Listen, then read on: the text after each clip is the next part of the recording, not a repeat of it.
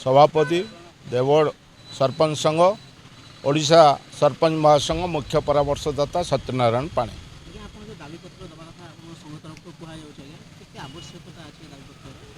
देखु 33 अमेंडमेंट रे सरपंच होची ओडिशा प्रदेश मुख्य से सबु बेले दिन राति अहरह लोकों कार्य करुच्ची एवं गला सरकार विगत सरकार नवीन पट्टनायक सरकार 50 लाख टंका पंचायत को देलु बोली घोषणा कले किंतु पंचायत को गोटे पैसा आसला नहीं। से जदि पंचायत को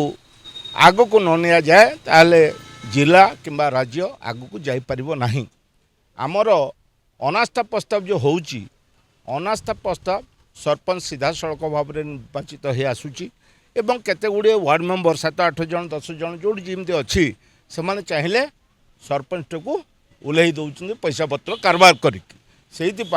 संविधान को चेंज करी आमे चाहूँ ये अनास्था प्रस्ताव न करा जाऊ एवं आशा रखुची भरोसा रखुची भारतीय जनता पार्टी सरकार उपरे ये माननीय मुख्यमंत्री मोहन माझी से सरपंच थे आज ओडिशार मुख्यमंत्री हेले तेणुक सरपंच दरद से निश्चित भाव में जापे तेणुक मु आशा विश्वास सब रखी भत्ता गोटे सरपंच कम करुच्ची से मरीगला ताकू भत्ता 10,000 टंका दौना। विगत सरकार को आम 30,000 दाबी जनईलु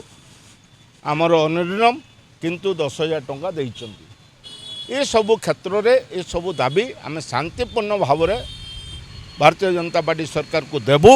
एवं आशा रखुची भरोसा रखुची निश्चित भाव में एतरे वार्ड मेंबर मानक सामिल आम करुचु एवं समिति सभ्य मानक आम करुचु सामिल। आशा तो निश्चित भाव आम रखिबू जे नूतन भाव में सरकार आछि भारतीय जनता पार्टी सरकार मोहन सरकार से निश्चित भाव में ये कार्य आमर दफा जहाँ दाबी देइचु शुणिबे जदि ये दाबी को शांतिपूर्ण भाव में सरकार ग्रहण न कले मासे 2 मास भितर आम निश्चित लोअर पीएमजी रे धारणा मध्य देबू ए निष्पत्ति आमर हेइछि किंतु मो आशा रखुची अनुरोध करुच्ची सरकार को ये दाबी को तुरंत भाव में नियंतु एवं एबे जो विकसित गाँ विकसित ओडिशा रे किछि फंडिंग दौचंती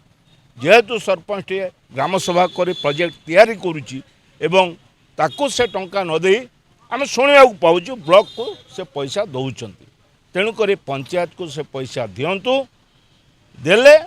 गोटे सरपंच टे जितेबाला चाहब से गोटे कार्य पंचायत कर एवं एमएलए एमपी मान को जो भाव में लाड फंड दौरान निजस्व पांठी से भाया गोटे सरपंच को